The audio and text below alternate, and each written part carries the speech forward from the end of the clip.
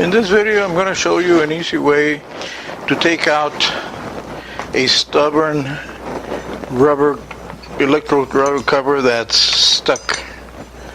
You can't force it because you'll break the glass. So this is the secret weapon, heat gun. So you put it on high and you let it have it.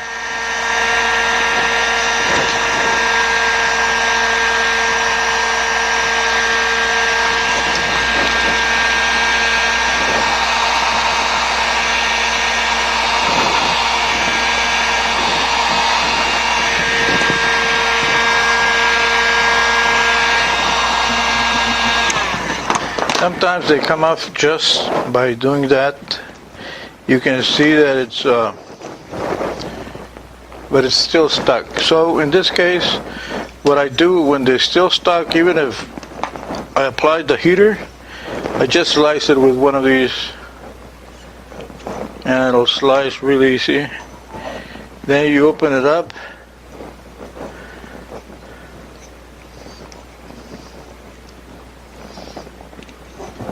and off it comes.